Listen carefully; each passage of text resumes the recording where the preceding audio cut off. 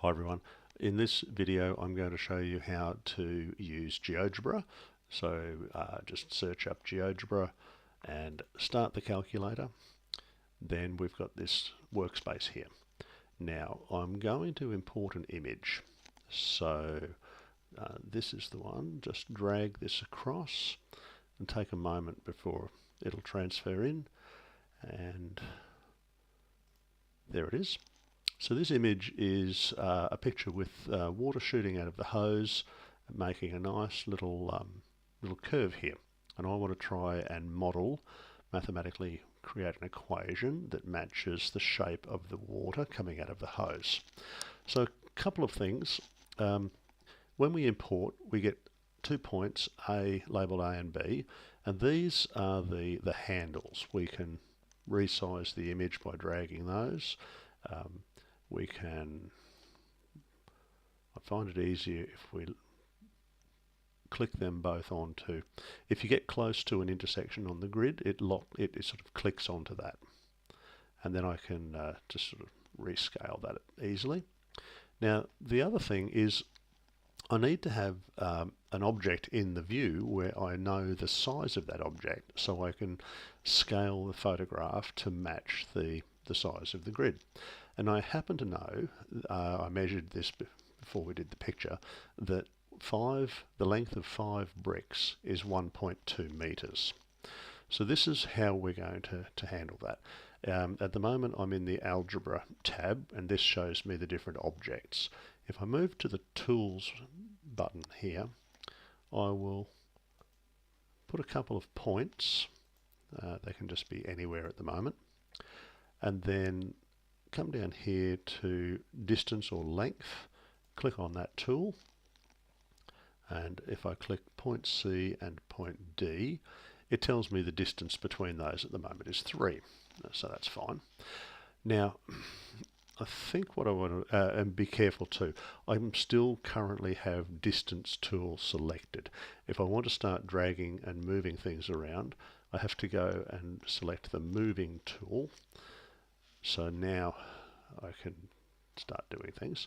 I might put point A just on the origin there for the time being, and I might put point B in about here. And now I'm going to start dragging these points up on top of the image.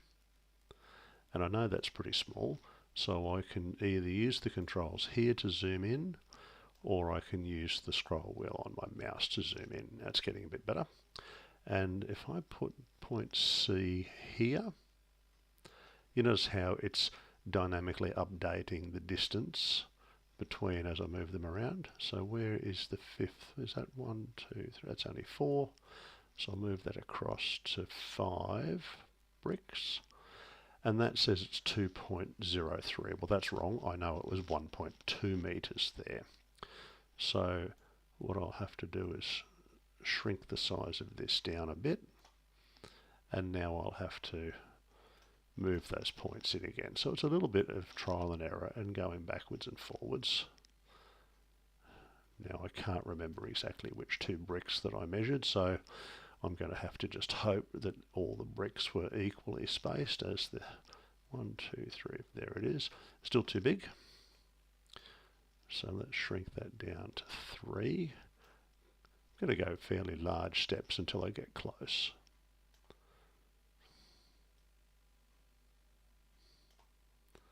Now, do you notice the label was in the way there a bit? So zoom that in a bit. 1, 2, 3, 4. Move that one over to there. Look, 1.22 is pretty close. I could keep on playing around with it. It's a little bit too large. If I drop that down to 2.9, then I just have to reposition these. 1, 2, 3, 4. Bring that one in there. Look, it's somewhere between. This handle has to be somewhere between, so let's just pop it in at 2.95 for now. Of course, if I was doing this seriously, I'd take a fair bit more care about getting this correct. 1, 2, 3, 4, 5 bricks. And look, I'm pretty close to 1.2 meters between those. So I'm using the numeric scale here on GeoGebra to represent that. Now the next thing I want to do is reposition my image, and I can do that by grabbing hold of the image and moving the whole thing. And I really want to get the x-axis to be in line with the ground here at the bottom of the wall, and I'd like to have the point here where the water emerges from the nozzle on the y-axis. So to do that, I'm just doing a left click on the photograph, and I get this little toolbar. I click there, this opacity tool. I'm just going to shrink reduce the opacity a bit back so I can start to see the axes underneath there. So I'm trying to get the x-axis to match the ground. Already I can tell that the photograph isn't exactly level, so that's a small problem. It's close enough for this demonstration, but if I was doing this seriously, I'd probably straighten the photograph before importing it.